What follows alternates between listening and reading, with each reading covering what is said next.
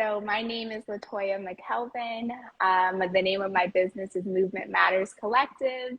I've been a Pilates instructor for longer than I realize now.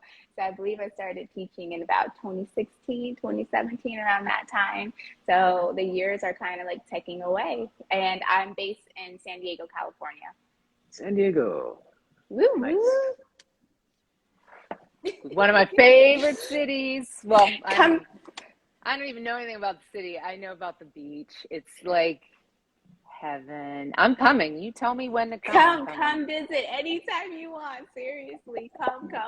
Open invitation to both of you guys. But yeah, No definitely doubt. come. We'll add it to the Yes. story.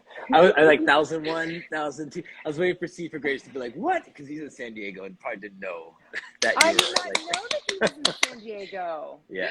See, now it's like San Diego gets its own tour, I feel like. Right. Yeah. You know, it's become like a magnet for some really awesome souls. So pretty much everyone here is a transplant. Finding a San Diego native is pretty hard, but it's great because there's a found community here, which is really like, that chosen family, which is pretty beautiful. Yeah, I had a really amazing experience my first trip there. I had a client from here in Pittsburgh who was moving out there. And Glenn and I went for his nephew's wedding. Yeah, I think that's what we went for. Anyway, so we went out and I met up with this client. She said, let's go to breakfast. Sure. And when someone from out of town comes to breakfast, 9 times out of 10, you're going to take them to a place that looks familiar or similar or, really upsells your city in a glam way. Mm-hmm. She took me deep into the barrio. And let me tell you, this was the most amazing thing for me because, one, nobody ever does that. Two, I'm the person that goes on vacation and goes to all the places where nobody wants to go to. Yes, same. So that was a phenomenal experience. And, it was amazing because it was like if you watch a movie and they show like a soup kitchen, that's what it felt like. But it was the best Mexican food ever. I did get sick because I'm allergic to pork, and I'm sure there was pork everywhere, but I ate it anyway because, ate my pork-free food anyway because I just had to have the experience. And, I just love it. And I have said next time I go out, I hope that I can go into a neighborhood like that and just do more exploration because there's a lot to learn and see. You're gonna take me? All right, let's go. Come on. And there's so many great like hole in the wall like Mexican mom and pop, like grandma's in the kitchen literally cooking the food for you. So that's one of the I honestly, I don't think until I moved here, I don't think I ever had Mexican food in my entire life, ever. I'm from the East Coast, so it was a new experience. And then you start like, okay, finding those mom and pops, the smaller ones that are in the neighborhoods. Like I live down the street from one. It's dangerous. Yeah. And what I got from being in San Diego was that was the first time, because I love Mexican food. It was the first time I experienced Mexican food from different areas of Mexico. Yeah. Interesting. Yeah. Yep. I'd never had the cuisine that's more, I guess it's more central and southern style. It's completely different from what we know as Mexican, generally speaking, in the U.S. And definitely not Tex-Mex, which I hate, like set it on fire. I could do without it. It's not even a thing to me. Too funny. Yes, yeah. You're gonna get some good Mexican food out here, without a doubt. Like without a doubt. But yeah, the food scene out here, everyone's a foodie out here anyway. So it's a pretty like you can go on a culinary journey here. I used to live in City Heights, which is it was one of the most diverse neighborhoods in the United States. So you could get authentic, like Ethiopian, Vietnamese, like the pho in City Heights. Oh my gosh, still. So Yum. any type, like you can like say, where do I go in the world today? And Yes. find that restaurant in City Heights, and it was amazing. Anytime. But it's you can definitely go. I was telling my partner, like, we should do like a food crawl, like a vegan food crawl in San Diego. I think that would be fun. Yeah. Well, when you guys come to Toronto, you could do that same food crawl because like, the food Yeah. here is legit Toronto too. is an amazing foodie city. You could eat Yep. all day there too. That's why I'm Yep. looking forward to going to visit Martin. All Yep. right. I might have to Nice. truck a lot. I haven't been to Toronto in my adult life, so like I have to Oh, come and like check it out. that's it. It's gonna That's it. I feel happen. like now we're eating our way across the Western Hemisphere. Right. I love it. I love it. I love it. I I think love it. our vaccine mandates lift this end of this month for Canada too. So if that was your excuse, the door is open. No Nice. excuses. No excuses. Well, Stefan had a couple comments here. Sorry, I Thank missed. you. no, go ahead. Okay. Oh yeah, he's jumping off because he was saying earlier talking about everyone being a transplant. He said it's interesting. I live in San Diego. I'm from San Diego. I'm one of the few Black people who actually have roots here that go back 3 generations. Wow. Wow. That is Yeah. amazing. That's really amazing. I'm literally gonna try to like see who he is on Instagram real quick. We get a quick follow. There you go. He's good. Yeah, Nice. he's not even a Pilates guy, but he's so immersed in our Pilates community, and he's friends with Chris Robinson that was his first exposure to it. And so from there, he's had all kinds of people in the Pilates space, and just because I think we're all kind of cut from the same cloth in terms of just like self-improvement and self-awareness Yep. and those things. So he's doing some great work, Seed for Greatness. So there's another shameless plug for my guy and his clothing and his awareness and all the stuff that he's doing. Awesome. Yes. Latoya, I remember last time we were on, we were talking about experience and, like how long you've been in this, like in the Pilates industry. And I don't want to kind of beat a dead horse here because everyone's been talking about experience and what those years mean, all those things. But highlighting your experience in Africa and Accra and just doing that. And that was one of the things I was talking about earlier, Ghana and just the work there. Can you just talk about that again and just like share like what that was like and where you were and just kind of paint a picture for us of that? Yeah, absolutely. So I see Sonia's on here. So I connected with Sita, who is actually in, it was in early 2021. I honestly, my time frame is all mixed up now. It's been a year since I was there. I connected with Sita first through Black Girls Pilates Instructor, which is a organization created by Sonia, and we have the same training. We're both FASI certified instructors. So we started connecting, and she was actually going on maternity leave. And in that group, she had posted, hey, I'm looking for someone to kind of come over and just kind of take care of my studio while I go on maternity leave. So up until that time, up until I actually left for Accra, we got to know each other. We were getting on calls. She is hilarious. She's fabulous. She's about that business. I freaking love her. So we developed a relationship and a rapport. And then, so I went out to Accra. It was actually a really challenging time too to go out there. My mom had a sister that was ill in the final stages of pancreatic cancer. So I knew that when I left, I was like, that was probably like going to be the last time I saw my aunt. So there was like this, like, but my aunt, Nita, who had passed away, she actually was the first person that I had known and, close to me that had traveled to the continent of Africa. She went to South Africa a few years earlier and had stayed there almost like a year and a half. She was there forever as well. So she was the one encouraging me to go. We have one life to live. You need to go experience this. You'll come back a different person.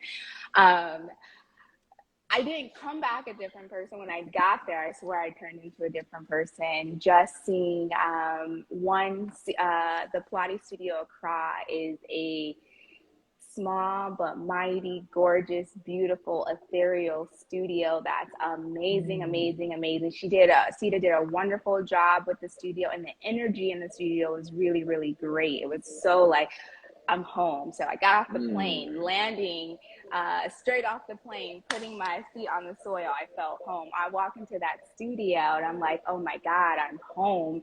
I hang out with Sita, and she's introducing me to her friends, and everything clicked. There was nothing about that experience that was forced whatsoever. So that was a beautiful, and then we just talk about the folks that were coming into the studio. It was, I was teaching in Newport Beach, California. I did not see a lot of folks that looked like me coming into the studio at all. I love all of my clients that were in Newport, but, and I had a great rapport with them, but just there was like, I don't know, like a cellular connection. Yeah, different level of comfort. And also seeing similar, physical traits and that I work on personally in my practice, seeing that on someone else as well.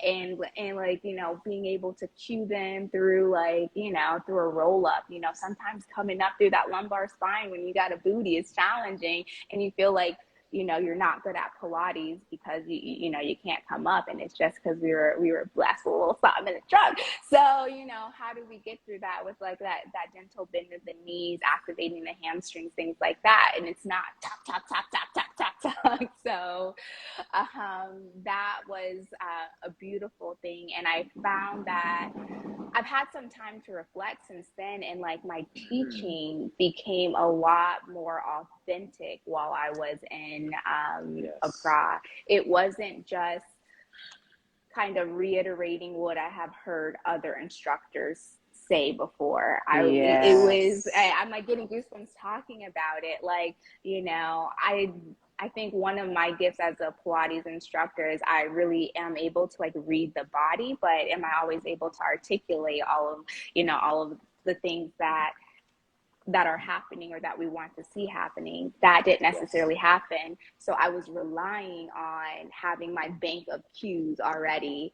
And this authentic teacher's voice started to kind of emerge while I was in Accra, which was beautiful. And I didn't think about it at the time. I was just having the time of my life, partying at night, coming and teaching like a whole bunch of folks in the daytime. And but it's that's one of the big takeaways from there. And it was a blessing. Like my partner was able to come out. Some of my friends were able to come out. So, I've met some dear friends that are going to be in my life for forever in Accra. So that was beautiful. And then when I got home, I had already started visualizing Movement Matters Collective. But I got to work as soon as I got home. I was like, oh, I can do this. So I mean, there's so much there. I know. I was like, I just gotta stop now. I just want to say something though. Like a lot of times, people have a moment of tragedy that changes the trajectory of their life, and it changes everything. And so, to hear a story of just joy and elation and celebration and fun and lightness and connection and stuff, and that be the thing that changes someone's life, that's pretty refreshing. Yeah, exactly. It's not that story, I came to Pilates because my left arm was falling off and I didn't know what to do. I was in a car accident and I found Pilates.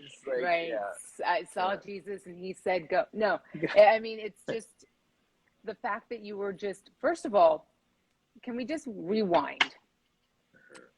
There's something to be said about going to some place that is foreign. And when I say it's foreign, now I don't mean to be presumptuous, but knowing that you're from the United States, from the West in general, we have a certain experience of culture of Blackness, of what it is to navigate in society. Yeah. So to go to some place like Africa and then like Ghana, a place that, you know, you probably haven't had a lot of experience with before, and all we know is that it's going to be foreign. The food is going to be probably 98% different. The culturally, traffic lights, all of the things that we don't know. I mean, all the things that we really know, we now don't. To dive into that and say, I'm going to do that for an extended period of time and it's going to be fine. Like, that is adventurous. I love adventurers. So yeah, I applaud it 1,000%. Thank you. And to me, it's like getting naked, right? It's well, I mean, but I know where you're going. It's full on exposure. It's saying that I am stripping down, and the person that gets dressed and walked out of here is not going to be the person that came in here dressed. It's going to be a completely new me. And, you know, just sharing the joy and elation you got out of that. Like, thank you for that, because that's exciting. No, I'm a Pisces. I'm like one of those like hopeless romantic, like rosy colored glasses half full, that like, so I have a super like optimistic personality. I think that helps.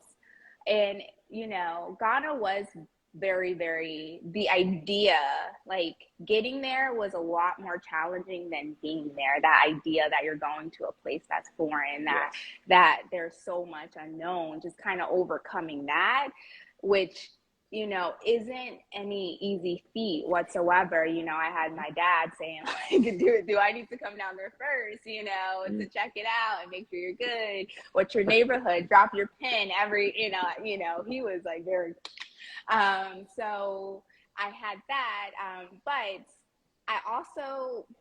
I see patterns. I think that's one of the reasons why, like, you know, I like looking at the body and looking for certain patterns with movement. And getting on the ground in Ghana, and I didn't know that Accra was the capital of Ghana until, like, you know, a few weeks before I was going. So that's how kind of removed I was from the country and the continent of Africa. But getting there, it wasn't as foreign as I thought, in the sense of I saw literally my family member's face. Like, I haven't gotten my 23andMe or Ancestry DNA testing done yet, but I saw my family members in pretty much everyone who I saw. And so that was another extra, like, I get emotional talking about it, because that was an extra special draw to teaching there as well. Is I literally saw my little cousin, I saw my aunt, I saw my mom, like, in these, the everything was just so familiar visually. And then even with the food, like, yes, their vegetables and greens had different names. I'm like, yo, that's how we cook our greens, you know, that's how we cook our black eyed peas, you know. So like, even so, but I also, again, I do know that my brain looks for patterns, but like, there were so many things where I'm like, oh, like, culture is strong, like, and it's passed down, because there was definitely a strong familiar sense to a lot of the things that were going on. Even going to church, I'm like, yeah, I went to Baptist church when I was younger.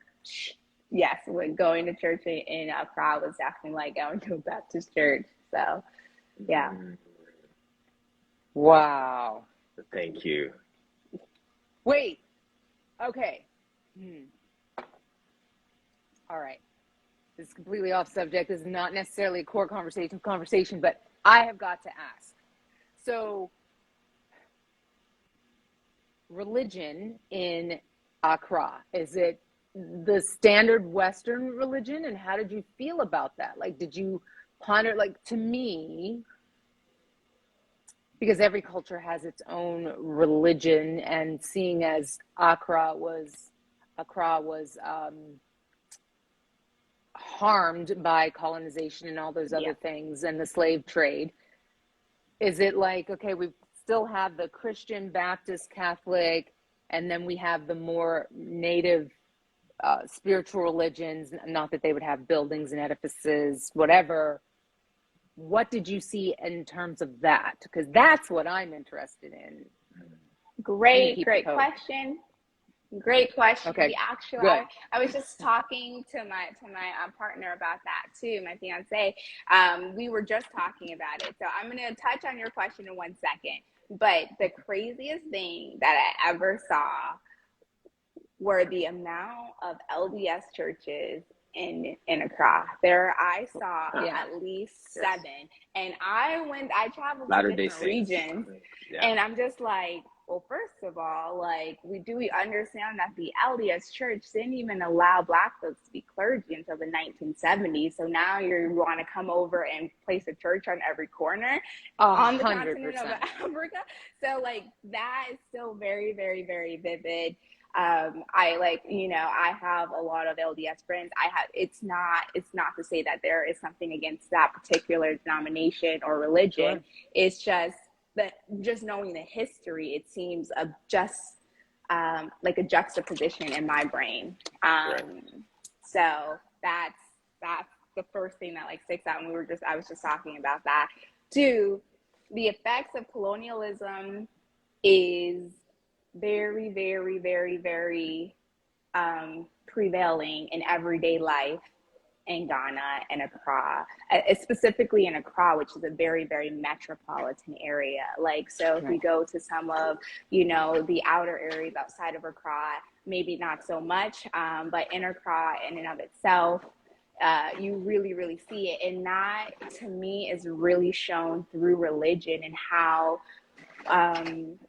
there was actually more of a draw towards, Christianity versus some of the religious practices that existed before there was colonialization in that country. So I didn't dive too much into the religious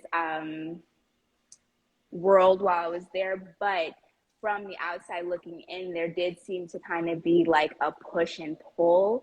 Like where I lived, there were like traditional like drumming circles and dance practices and worship that was happening. But if I'm not mistaken, they like implemented a curfew or something so that can't happen, So because I'm not Ghanaian and I don't know, like, it's a very intricate, power struggle that happens. I don't want to misspeak, but you definitely see that there's this but even elements of tradition, some of the indigenous religious practices, to me seem to show up even in the Christian religious ceremonies. We see that here, the idea of catching the Holy Ghost and all of that good stuff. So, like us in the United States, I feel like there is a cultural resiliency that is still kind of trying to happen, but it's still working within the confines or the effects of colonialism, which is still very, very, very prominent in Ghana, in Accra specifically, because that's where I was there for 6 months. That's where I spent the majority of my time. I did go to Akasambo and some other places, but that's very, very, it's very metropolitan. Okay. Thank you. I'm always interested in that because I think that people embrace religion, and that's fine. But I always find it interesting when people of color, of really any color, that have been brought here or whatever it is, really cling to those particular religious structures that may not have been predominant, probably weren't, where they came from. Yeah. So it's just something one day I will have time and I will study it and I will be the big dork that I am and I will love it and then I will talk about it. But it is fascinating. It's always fascinating. It's always fascinating. I think too, I mean, and one of the things with that is that people use religion and spirituality interchangeably when they're not the same thing. Not even close. Yeah. Not even close. So that religion may be there, but when you get into the spirituality of it, you recognize what is religion, what's spirituality, and you start to toss Yeah. the religion part and you cling to the spirituality part. So I think that's how some of those things find their place there, because people cling to the spirituality piece and they start to Yes. toss out the religion piece. Yeah, that's So, a really good point. Very good point, Martin. you said something that I love when we're talking about I'm home. Landing there, setting your feet on the ground, I'm home. Step into the Pilates studio, I'm home. And I'm like, for my studio, I want people to feel like I'm home when they get to my studio. In the same way that if they walked into a class that Misty was teaching in Pittsburgh and they'd be like, I'm home. I work with Martin and I feel like I'm home when I'm with Misty, or I'm at home. So how do we create that sense of I'm home for our people when they walk into our spaces? That's a great question. I'm still figuring that out personally on this journey. But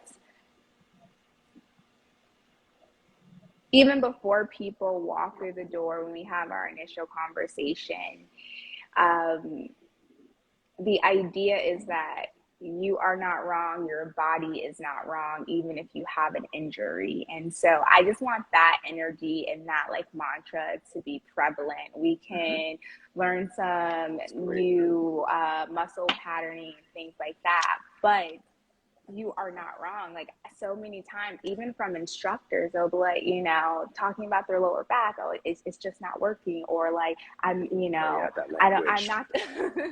And it's just like, you aren't wrong. We can, let's explore your body first of all. Like let's explore what your body likes to do naturally, and we can enhance those items, and then we can also work and progress on the things that your other goals that are outside the things that you do well. And the idea, and I think we talked about this last time, is that when you come to practice Pilates or yoga or any type of mindful movement with me, this is a celebration of you. It's a celebration of your body. This is an act of kindness to you, yourself. And if we can be kind to ourselves, we can be a little kinder to the world, and we can be a little better in this place. So that's how I am trying to cultivate, just like even how we're talking to ourselves. And that's how I'm talking to my clients. So that's how I'm trying to cultivate that home feeling. Pretty decent answer. Thanks. That's like, but it's also kind of like when you go to visit someone's house and when they want you there, and when you want they want you to leave.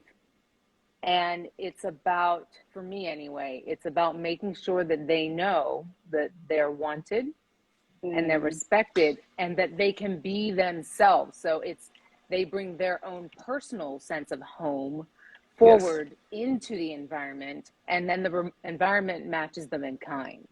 Yes. Absolutely. Yeah, welcoming. That's also like, that's the key. Just, you are wanted here.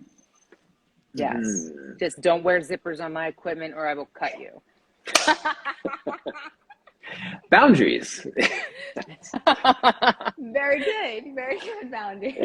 Yes. Very distinct boundaries. I'll cut you. This stuff's expensive. I will cut you. And yes, it is expensive. And I've been collecting equipment for like the last year and a half, and I'm just like, oh my God. Like I became a collector of Pilates equipment. So it's nice to see it all laid out, because they were all kind of like in storage. And so I might have to steal that zipper roll. I'm serious. I would walk around with a roll of tape. I'd be like, put this on your zipper or die. I mean, like nothing. No, we're not doing that. We're not cutting the stuff. No. Yes.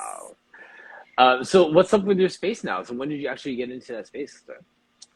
So I've had this space for a year now. For a year, and I'm super blessed. When I tell you, I'm just trying to receive what the universe has for me. It's actually right downstairs from where I live. So shut up. Yep. Yep, and it's a huge space. It's not huge, but it's like it's more than enough room for me and my needs. It's about almost 1,600 square feet. Right now, we're in an area that's about 400 square feet. This is like the Pilates equipment section. We are, so I have the equipment set up. So I'm considering this like pre-launch. So I am seeing private clients and having small classes in here, no more than 3 to 4 folks. But the idea is to also have a full space over there for, if I was okay with technology, I would give you a tour, but the moment I touch something, it's going to break, so I'm just going to leave it here. We'll take your word for it. Yes. We'll have a space that can be utilized for mat and yoga classes. And we actually have a full kitchen. And I'm really looking forward to adding a nutritional component. And I will be partnering with other wellness practitioners like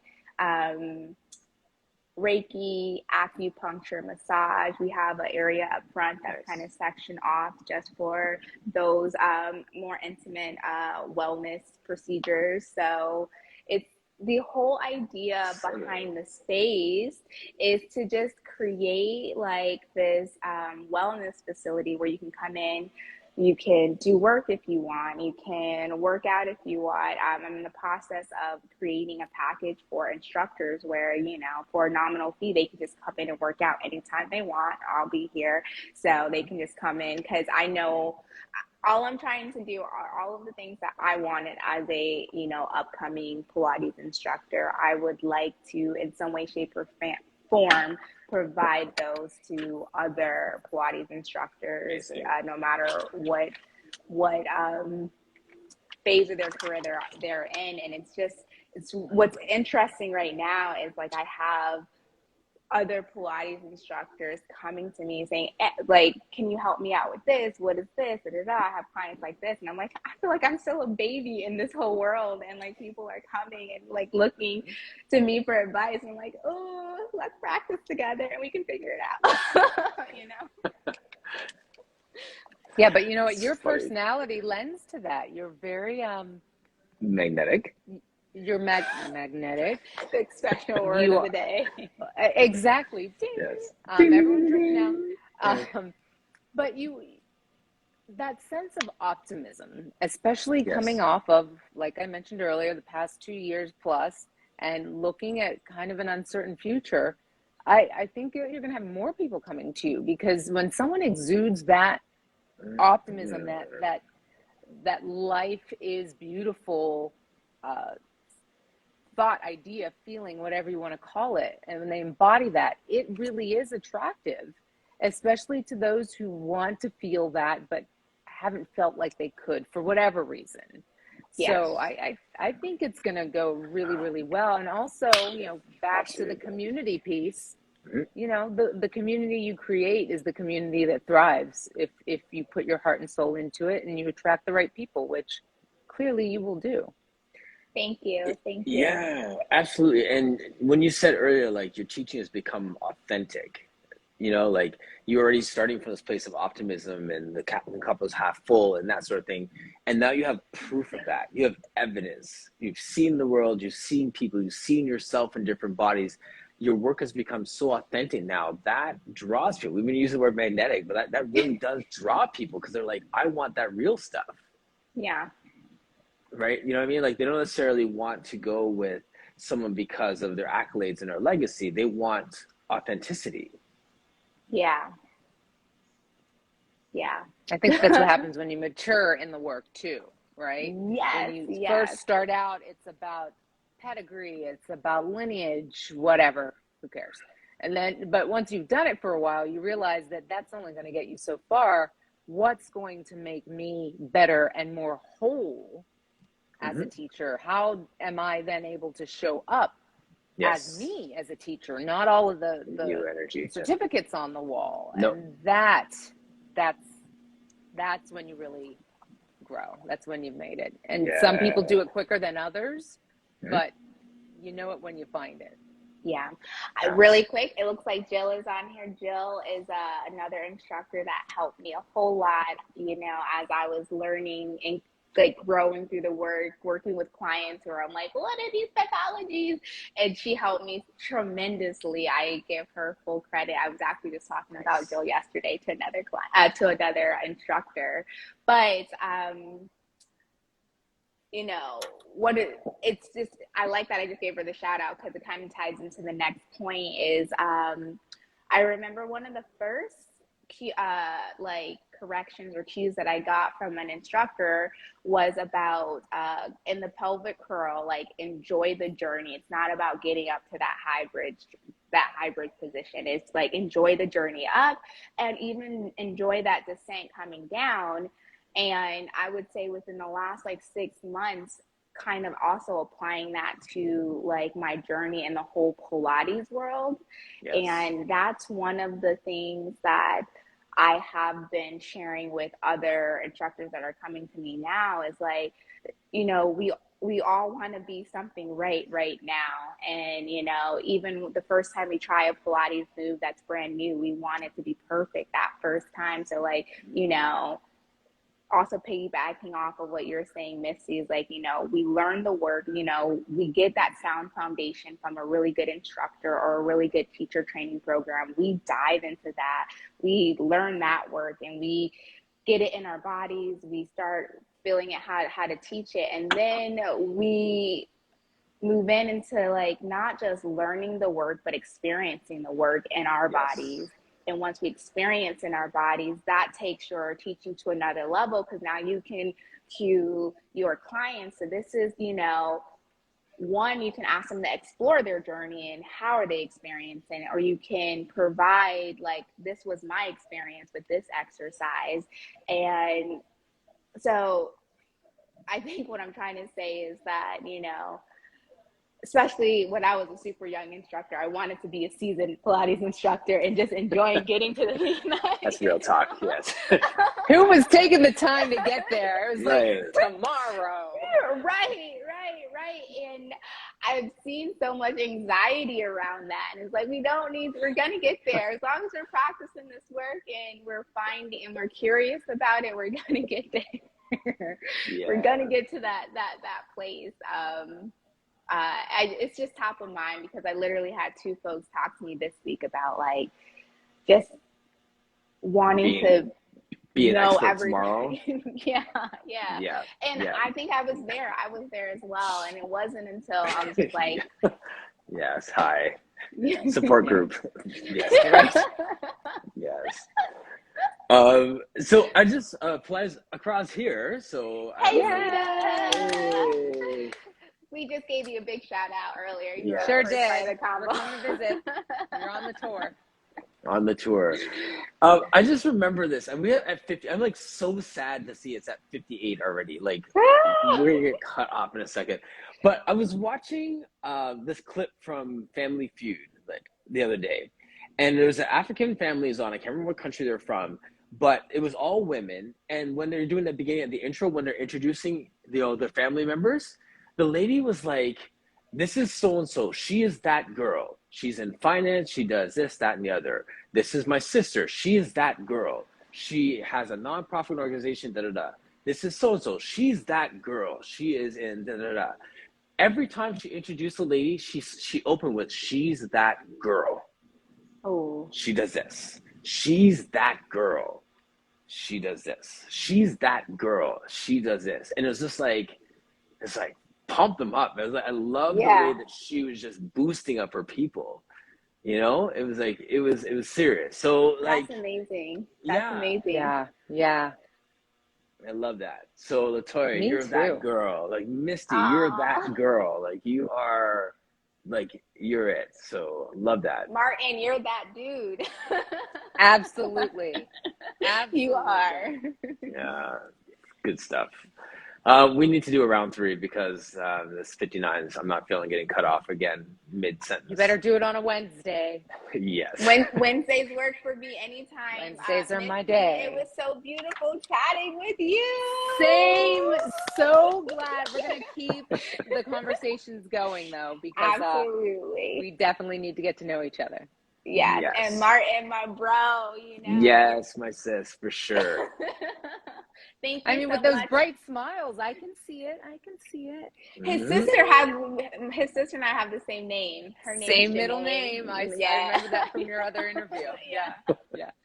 So, thank you for joining us. Might get cut off. My dad loves watching that live. He once a week he's calling me. I saw that interview you were on. He loves it. Nice. Love so from Dad. Thank you for making his day and week over this time. My pleasure. Dads are the best. They are. Thank you so much. Thank guys. you for joining us today. Round 3, I'm down. I'm so no down. doubt. All right. Thank you, everybody. Bye. Take care. Bye, guys.